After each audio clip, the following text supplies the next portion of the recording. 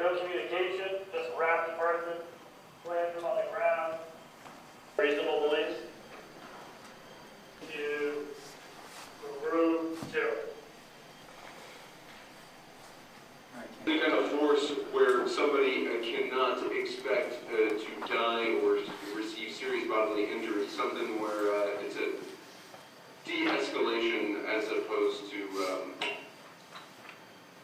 causing serious bodily harm. Okay, so a little push, would that be maybe not deadly force? Yeah, sure.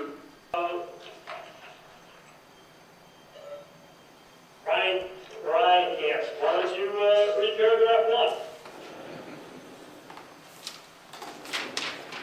1? So yes, it's you guys are on post at one of the hospitals, and somebody is approaching, they have a knife. Amounting to an offense against an innocent. Ryan Smith, First Lieutenant, Platoon Leader.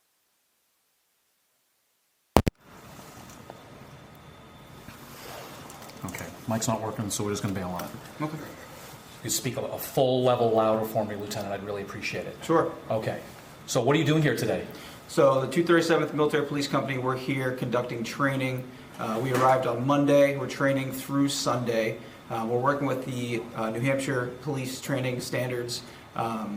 They're coordinating the training, and so we're doing kind of a web-based distance learning, if you will, training. And so Monday through Friday, we're going to be here in Pembroke at the training site, kind of getting a refresher on law enforcement training, taking some check on learning exams at the end of each day.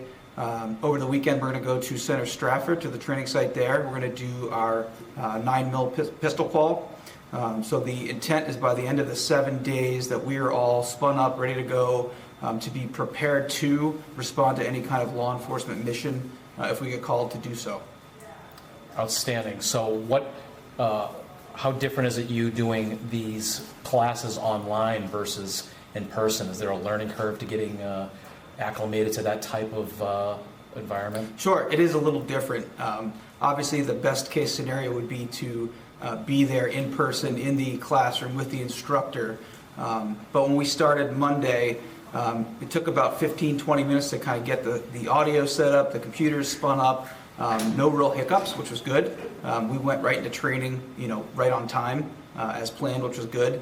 And again, it's kind of different, a little unique being here where the instructors are 50 miles away per se. But we kind of adapted, overcame, and we're plugging away.